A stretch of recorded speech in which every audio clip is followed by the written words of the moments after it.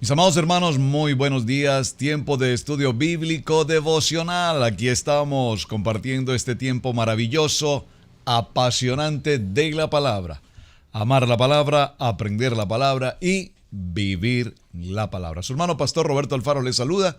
Saludo muy, pero muy especial para todos ustedes quienes nos acompañan a través de radiogénesis.tv muy temprano en la mañana o en diferido en el transcurso del día.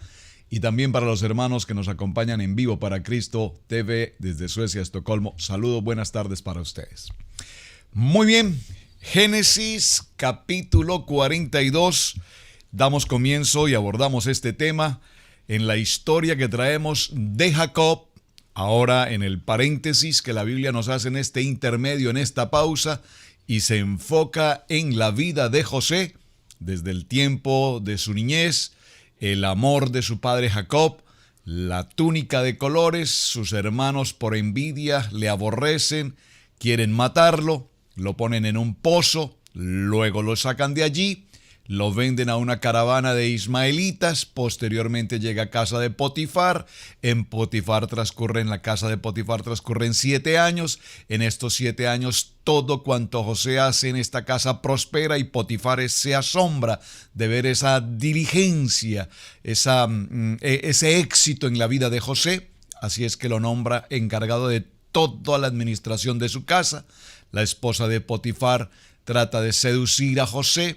Al José evitar esta circunstancia, entonces es calumniado, puesto en tela de juicio y posteriormente como determinación de Potifar, aunque era una condición de pena de muerte, simplemente decide enviarlo a prisión. ¿A dónde? A la prisión, al lugar donde van los ministros del faraón. Es allí, en aquel lugar, donde José conoce a mucha gente que tiene contacto directo con el faraón, así es que a través de ellos aprende muchas cosas, el arte, la ciencia de ser parte de la corte del rey. Conoce, por supuesto, allí también al director o al jefe de coperos, al jefe de panaderos, quienes a su vez habían sido acusados por la pérdida, el extravío de una prenda importante del faraón. Estos dos hombres tienen un sueño, cada uno en la misma noche sueñan un sueño determinado, así es que José transcribe esos sueños, interpreta estos sueños y estos sueños se cumplieron tal cual José lo había indicado, así es que el panadero es ahorcado. Posteriormente el copero ha sido puesto nuevamente o ha sido restituido nuevamente a su posición de copero del rey. Pasan después de esto 2 años, vemos allí en Génesis 40, 14, vimos 40, Génesis 41, verso 14, permítame confirmarlo. Y es allí el momento en el que le dice, evidentemente, José al copero que si le ayuda, que si lo tiene en cuenta, que si no lo olvida, que por favor lo tenga presente cuando se frente al faraón. Génesis capítulo 40, verso 14. Acuérdate pues de mí cuando tengas este bien y te ruego que uses conmigo misericordia y hagas mención de mí a faraón. Y esa pequeña falta de fe, espiritualmente hablando, coincidencia o no, hace que 2 años más sean los tiempo que pase José en cárcel. Posteriormente el faraón tiene sueños, sueña con 7 vacas gordas, con 7 vacas flacas, sueña con espigas gruesas, con espigas marchitas. No hay quien interprete los sueños en todo el reino, de brujos, hechiceros, adivinos y todo tipo de astrólogos y demás. Ninguno daba con el sueño, así es que el copero habla con el faraón y le indica que él había conocido en sus tiempos de prisión, frente a sus culpas, había conocido a un joven hebreo que había interpretado adecuadamente los sueños y se habían cumplido tal cual habían sucedido, de tal manera que el faraón dice, inmediatamente ordenó llamar a José, prontamente lo buscan, lo traen de la cárcel, lo bañan, lo afeitan, lo cambian, lo visten y lo traen a la presencia presencia del faraón, y en la presencia del faraón estamos retomando todo lo que hemos hablado esta semana. Viene el capítulo 41, José interpreta el sueño, y quiero por supuesto resaltar dos aspectos. Verso 3, capítulo 41, dice: y que tras ellas subían del río otras 7 vacas de feo aspecto y en juntas de carne, y se pararon en junta, y se pararon cerca de las vacas hermosas a la orilla del río. Recuerden que nos detuvimos en este texto. Y se pararon, porque ese lapso del que se pararon antes de que se las devoraran era el tiempo en el que todavía se podía hacer algo. Es decir, estábamos frente al problema, pero las vacas flacas salieron del río y se pararon justo al lado de las vacas gordas sin que las devoraran. Se pararon allí un tiempo. Y en esta transcripción de la narrativa del sueño del faraón a José, es como José, en la medida en que el faraón habla, detiene puntualmente los detalles de la narrativa del sueño. Por lo tanto, él establece con absoluta claridad qué fue lo que pasó. Y vimos cómo en el verso 25, que lo subrayamos: entonces respondió José a Faraón: el sueño de Faraón uno mismo es, y Dios lo ha mostrado a Faraón. Y aquí en este punto tan importante vemos cómo ya evidentemente Faraón conocía de antemano el sueño, su significado, qué era lo que iba a pasar. Tal vez él no tenía la claridad puntualmente en cuanto a cómo iba a suceder, y es importante resaltar que en la medida que él narra a José, omite algunos detalles, da luego otros detalles que no son más que su apreciación personal, pero que en esta conversación, evidentemente, de la primera narrativa y de la segunda narrativa, José identifica con claridad todo lo que va a suceder. Todo esto hace pues que lleguemos al punto del verso 38, cuando el faraón dice: este asunto pareció bien a Faraón y a sus siervos, y dijo Faraón a sus siervos: ¿acaso hallaremos otro hombre como este en quien esté el Espíritu de Dios? Y es el punto que quiero que resaltemos en este lugar: el Espíritu de Dios. Así es que lo nombra como virrey, como gobernador de todo Egipto, lo coloca en el segundo carro después del faraón, lo lleva por toda la tierra de Egipto y se ordena que se doble rodilla delante de él y que nada podrá moverse en absoluto en Egipto sin que haya la autoridad, el permiso de parte de José. Se le cambia su nombre a Senaf Panea, que dijimos ayer traduce como Salvador, también traduce como intérprete de sueños, y le entregan a su vez a una esposa que es precisamente Asenet, la esposa del sacerdote. Muy bien, hasta allí vamos en esta historia y nos entramos por supuesto al capítulo 42. Muy interesante, y en este capítulo 42, entre hoy y mañana, resolveremos una situación que traemos ya de antemano. ¿Cuál es? Hemos visto que a lo largo de la historia, en la vida de Jacob, los hijos como Simeón y Leví, el mismo Rubén y el mismo Judá, hemos visto historias que nos han llevado a una pregunta. ¿Son estos entonces los hijos de Jacob quienes posteriormente serán Israel, las 12 tribus de Israel? Asesinan a toda una cantidad de hombres, raptan a las mujeres, a los niños, se apropian de todas sus pertenencias. Rubén se acuesta con la esposa de su padre, con Bilha.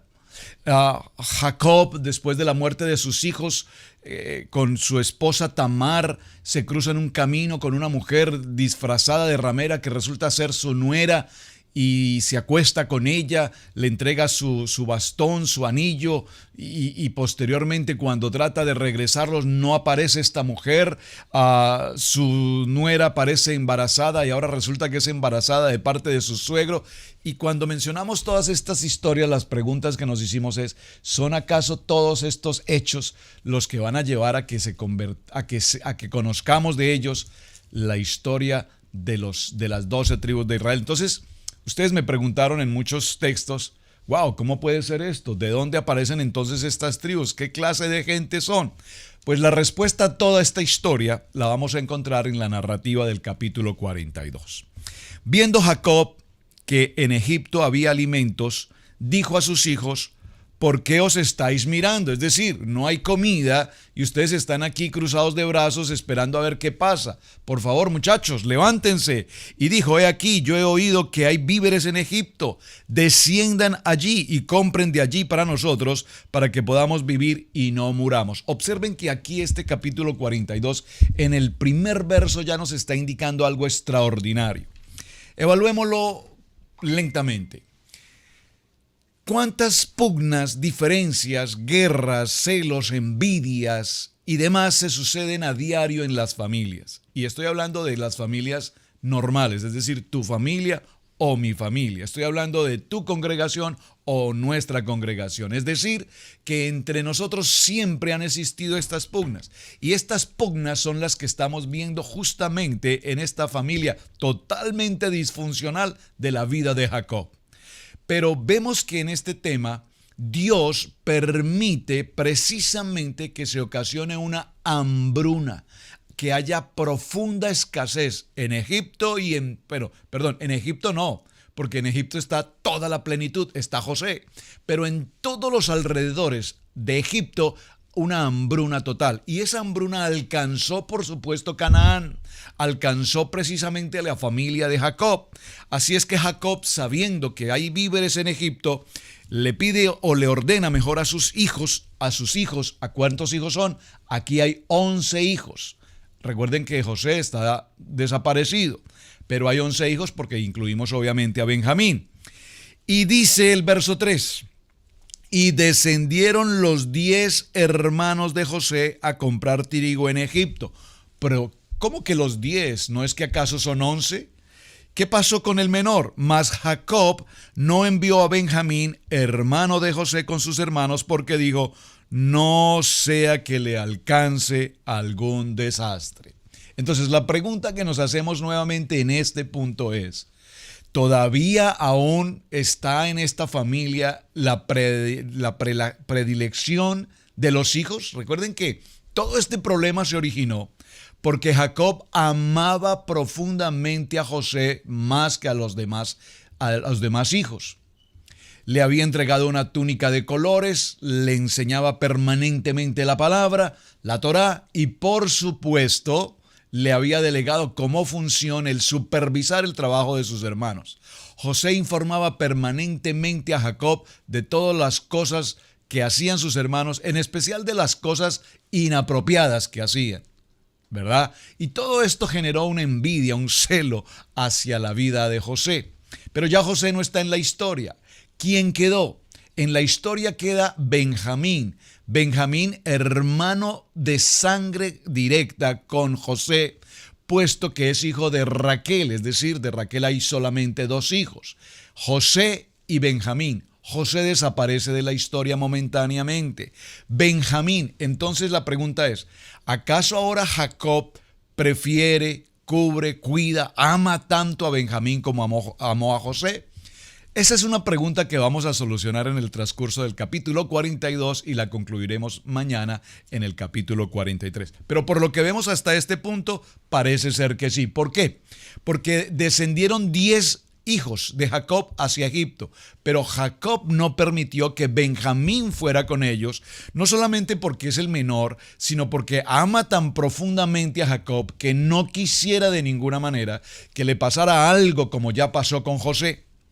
Vinieron los hijos de Israel a comprar entre los que venían, porque había hambre en la tierra de Canaán.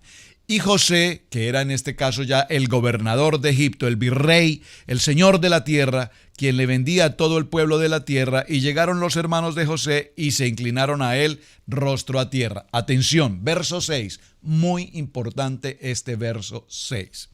Por favor, léalo con detenimiento y preguntémonos. Atención. Y José era el gobernador de la tierra, quien le vendía a todo el pueblo de la tierra, y llegaron los hermanos de José. ¿Cuántos hermanos llegaron? 10, dice el texto anterior. Y se inclinaron el rostro a tierra. ¿Qué recuerda usted de este texto? Se inclinaron frente a José. Se inclinaron, le recuerda o nos recuerda el sueño de José. Recuerden que la historia de José es en sueños. José había soñado desde muy niño que unos manojos de trigo se inclinaban frente a él, a su manojo de trigo, mientras que su manojo de trigo permanecía firme. Los demás manojos se doblaban frente a él. ¿Será esta la respuesta del verso 6, lo que está pasando ahora? ¿Se está cumpliendo el sueño? Podríamos dejarlo como tarea. ¿Se cumplió el sueño en este verso? Pero vamos a avanzar. La respuesta la encontramos. ¿Cuántos hermanos habían? 10. En el sueño de José inicialmente, ¿cuántos hermanos habían? 11. Recuerden que José tuvo 2 sueños, primero con los espigas que se inclinaban y segundo con las estrellas. Dice, y 11 estrellas. Si aquí en el verso 6 solamente hay 10, entonces concluimos que evidentemente el sueño no se está cumpliendo. Pareciera que sí, por lo menos parcialmente, pero hay un faltante allí. Para que estén los 11, evidentemente está pendiente Benjamín. Y José, cuando vio a sus hermanos, los conoció, mas hizo como que no los conocía y les habló ásperamente y les dijo, ¿de dónde habéis venido? Ellos respondieron, de la tierra de Canaán, para comprar alimentos. José pues conoció a sus hermanos, pero ellos no le conocieron. ¡Qué interesante! José identifica perfectamente a sus hermanos. Aquí hay otra pregunta que podríamos pensar o formularnos en esta historia. Hay hambruna en toda la tierra. El único lugar donde se produce, donde se guardan alimentos, donde hay alimentos suficientes es Egipto. Egipto ahora tiene un gobernador, un joven hebreo, que este joven hebreo aquí, para el relato, ya no es el joven de 17 años cuando fue vendido como esclavo, porque aquí ya encontramos a un José mucho más maduro, encontramos a un José ya de 30, 29 años, han transcurrido muchos años, ha cambiado su fisionomía, su aspecto, su cultura, entre comillas, ahora es un egipcio, sus maneras de vestir, sus maneras de expresarse, su idioma, por supuesto. Entonces, cuando él identifica a sus hermanos, la pregunta es, ¿estaría José pendiente de que sus hermanos llegaren? Porque él sabía que si había hambre en toda la tierra, así como venían de tantos lugares a comprar alimentos, en algún momento seguramente también llegaría su propia familia. ¿Estaría José allí precisamente atento? ¿Sería parte de la labor de José diariamente estar vendiendo los alimentos? ¿Sería la labor del virrey estar en la condición de vender el alimento? ¿O sería que él se colocaba en este punto a la expectativa de que en cualquier momento su propia familia podría llegar? Interesante, ¿verdad? Lo importante es que allí está y él los identifica, mas ellos no le reconocen. Entonces se acordó José. ¿De qué se acordó José? De los sueños que había tenido acerca de ellos y les dijo, observen que les habló ásperamente y les dijo, espías sois. Esta expresión, les habló ásperamente, trae una siguiente pregunta. ¿Está en este momento José siendo vengativo? ¿Está en este momento José tomando revancha, me permiten la expresión? ¿Está en este momento José herido por lo que sus hermanos le hicieron? ¿No ha podido superar esta situación y al verlos les habla ásperamente, dice la expresión del verso anterior, y les habló ásperamente, inmediatamente los acusa de ser espías? ¿Por verlo descubierto del país habéis venido? Ellos le respondieron, no, Señor nuestro, sino que tus siervos han venido a comprar alimento. Y ellos aquí están hablando con absoluta verdad. Nosotros no somos espías, somos hijos de Canaán, hijos de Israel, venimos de nuestra tierra Canaán, venimos a comprar alimentos. Todos nosotros somos hijos de un mismo varón, somos hombres honrados. Tus siervos nunca fueron espías. Pero José les dijo, no, para haberlo descubierto del país habéis venido. O sea que José insiste en acusarlos de que son espías. Atención, porque esta acusación, esta señalización que está hablando José de ser espías trae consecuencias muy graves. Esta acusación de ser espías podría ser de muerte, podría ser para convertirlos en esclavos o perfectamente podría ser para mantenerlos en prisión. Tal vez José está empezando a tramar una historia en la que sus hermanos sientan en carne propia lo que él sintió justamente en el tiempo anterior cuando sus propios hermanos le vendieron. Y ellos respondieron: tus siervos somos 12 hermanos, hijos de un varón en la tierra de Canaán, y he aquí el menor hoy está con nuestro padre y el otro no parece. Y el otro está desaparecido. Hasta este momento los hombres, hijos de Jacob, no tienen la menor idea, perdieron el rastro, no saben qué ha pasado con José. Lo tienen justo al frente, no lo reconocen. Y aquí ya encontramos algo muy importante. Primero, que ellos están unidos. Esto es importantísimo. Como hermanos ahora están unidos. Número 1. 2. Hablan con absoluta verdad. Hasta este punto ellos hablan con absoluta verdad. Somos hermanos. Atención, dice, somos 12 hermanos. 12 hermanos. Es decir, que aquí no hay diferencia entre los hijos de Raquel, entre los hijos de Lea, entre los hijos de Silpa o entre los hijos de Bilha. Todos somos hermanos, hijos de un mismo padre. Nuestro hermano menor, Benjamín, está con nuestro padre y el otro no sabemos, está desaparecido. Hasta aquí ellos están identificándose evidentemente como una familia completamente unida. Y José les dijo: esto es lo que os he dicho. Afirmo que ustedes son espías. Es decir, aquí José continúa, repito, con una actitud fuerte, con una actitud áspera, con una actitud de ofensa hacia ellos. En esto seréis probados. Vive Faraón, que no saldréis de aquí, sino cuando vuestro hermano menor viniere. Atención, hasta que vuestro hermano menor viniere, ustedes no saldrán de aquí. ¿Por qué?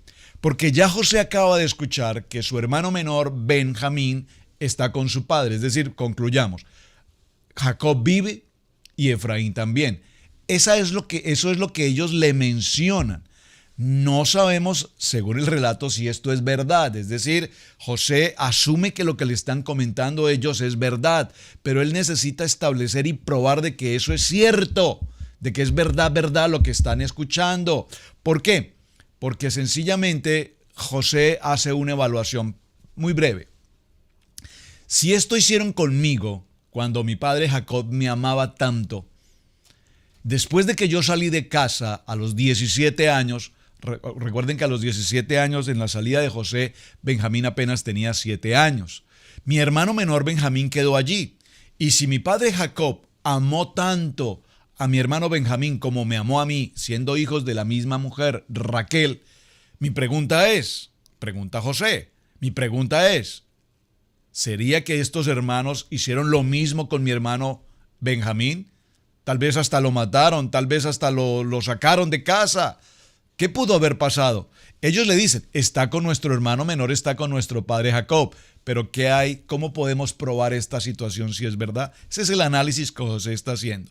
Enviad a uno de vosotros y traigad a vuestro hermano, y vosotros quedad presos, y vuestras palabras serán probadas, si hay verdad en vosotros, y si no, vive Faraón, que sois espías. Entonces los puso juntos en la cárcel por 3 días. Importante, subráyelo, por 3 días.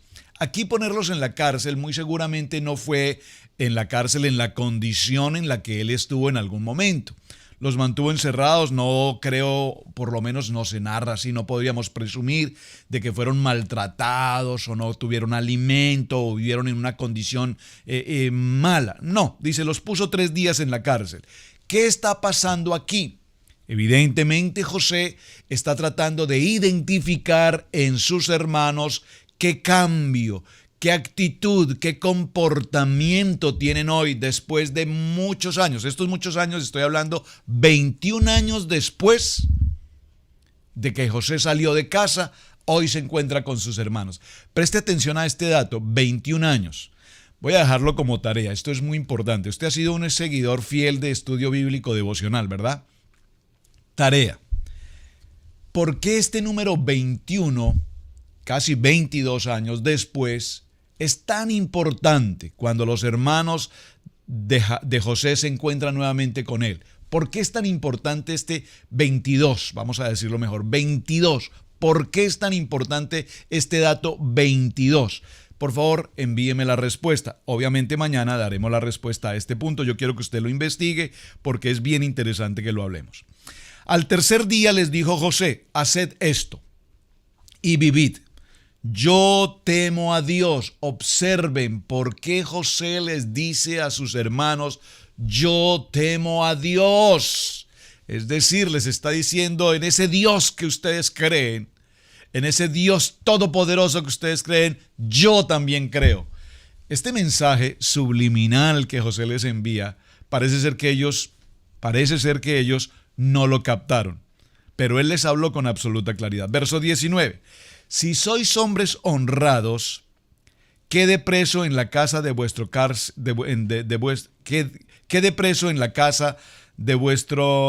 cárcel uno de vuestros hermanos, y vosotros id y llevad el alimento para el hambre de vuestra casa. Pero traeréis a vuestro hermano menor y serán verificadas vuestras palabras y no moriréis. Y ellos le hicieron así.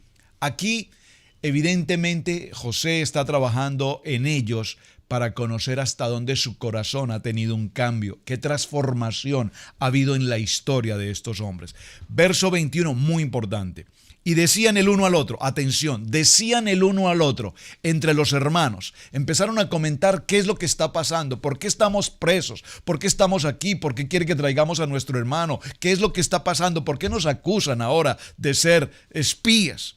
Verdaderamente hemos pecado contra nuestro hermano. Por favor, subraye la palabra hermano, obsérvelo. Verdaderamente hemos pecado contra nuestro hermano. Observen, ¿a quién se refieren? A José. Hemos pecado contra nuestro hermano. Ya no le dicen, hemos pecado contra esa persona. Ya no le dicen, hemos pecado contra el soñador. Ya no dicen, hemos pecado contra aquel. Ahora dicen, hemos pecado contra nuestro hermano. Es decir, ya José está concluyendo, en primer lugar, que ellos reconocen que han pecado. Y en particular que han pecado contra su hermano. Es decir, ahora ya no lo identifican como el soñador, ahora lo identifican como el hermano.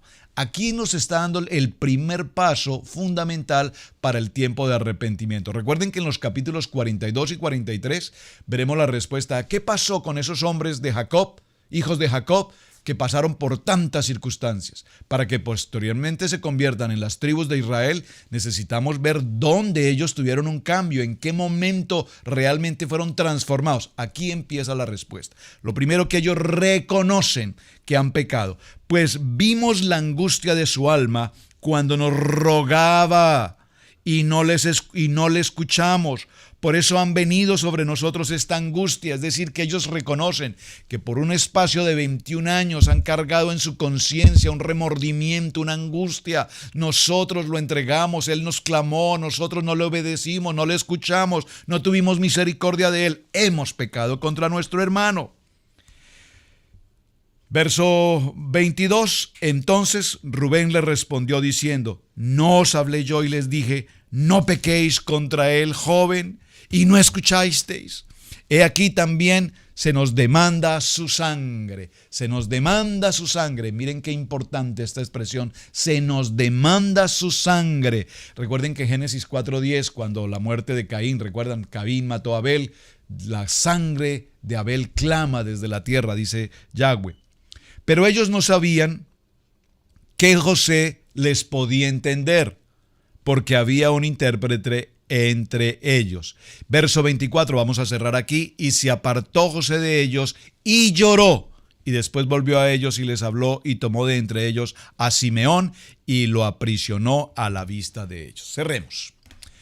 José está allí, justo frente a ellos. Ellos se encuentran en una polémica, en una discusión. Yo les dije, dijo uno, no lo matemos, no derramemos sangre de nuestro hermano, hemos pecado contra nuestro hermano. Dios, bueno, aquí observen que aquí no dice Dios, dice, este castigo que estamos recibiendo es por lo que hemos hecho, somos culpables. Y se encuentran en una primera actitud, repito, de arrepentimiento, que es el reconocer que han cometido un error. Número uno, José se aparta, José los está escuchando, él entiende perfectamente su idioma, ellos no lo saben, hay un intérprete de por medio, pero José escucha todo lo que ellos dicen y él nota que evidentemente ellos en su corazón han tenido esa dolencia por el transcurso de sus años. Ahora, número uno, número dos, se aparta de allí y llora y finalmente regresa y toma una determinación. Delante de ellos, a sus ojos, toma preso a Simeón. ¿Por qué específicamente Simeón? Recordemos qué pasó con Simeón y Leví. Mataron a un grupo de hombres, saquearon la ciudad en Siquem. Simeón era el revoltoso. Simeón fue el que dijo, matémoslo. Simeón fue el que dijo, hagamos con tal cosa. Simeón era el del problema. Simeón era el del conflicto. Simeón era la persona traumática del grupo. No solamente Simeón, a la par estaba Leví. Pero José toma una decisión y dice, apartémoslo, separémoslo, porque si dejo juntos a Simeón y Leví, yo sé que van a ser tremendo problema. Hasta aquí en nuestro tema en el día de hoy, tanto por tratar, procuraremos entre hoy y mañana cerrar capítulo 42 y capítulo 43. Léalos por favor en detenimiento y hágase todas las preguntas posibles, porque de aquí tienen que salir las tribus de Israel completamente limpias, completamente en techubá, en arrepentimiento, después de todo lo que hemos visto en los pasajes anteriores. Su hermano Pastor Roberto le saluda. Bendiciones, un muy buen día. Shalom.